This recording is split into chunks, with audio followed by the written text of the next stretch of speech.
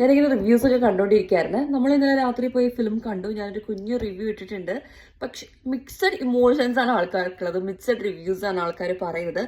പക്ഷേ കച്ചറപ്പടമാണ്, below average ആണ്, ദിസ് ഇസ് ബാഡ്, അതിനോട് ഞാൻ ഒരിക്കലും യോജിക്കുന്നില്ല. ആസ് ഐ സെഡ് യെസ്റ്റർഡേ, ഇതൊരു ഹോളിവുഡ് ഫിലിമാണ്. Malayalam industry have never seen something like this. ഹൈപ്പിനുണ്ടോ എന്ന് ചോദിച്ചാൽ ഹൈപ്പിനുണ്ട്.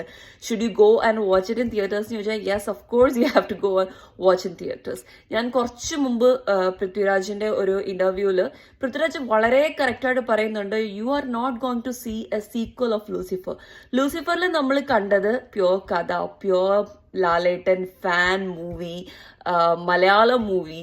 But that is not what you will see in this Empuraan എന്ന് ക്ലിയർ ആയിട്ട് പൃഥ്വിരാജ് പറഞ്ഞിട്ടുണ്ട്. And that is very evident because നമ്മുടെ എമ്പുരാനിൽ ഡോണ്ട് എക്സ്പെക്ട് എ സ്റ്റോറി, അതവിടെ ഇല്ല.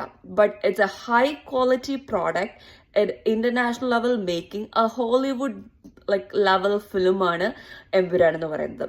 പക്ഷെ was I disappointed? Yes, I was disappointed. Again എൻ്റെ എക്സ്പെക്ടേഷൻസ് റോങ് ആയിരുന്നു.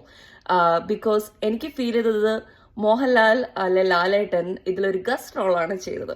ലാലേട്ടന്റെ കുറച്ചുകൂടെ സ്റ്റോറി ലൈന് അല്ലെങ്കിൽ ഇമോഷൻസ് അല്ലെങ്കിൽ കുറച്ചുകൂടെ ഒക്കെ ഒരു ആക്ടിങ് സൈഡ് ഓഫ് തിങ്സ് കണ്ടിരുന്നെങ്കിൽ നന്നായിരുന്നു. Because I M A core Lalettan fan.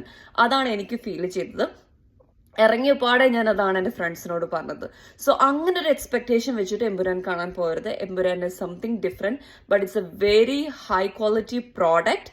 And we should all be proud actually. Malayalam industry have never seen something like this. So we should all be proud.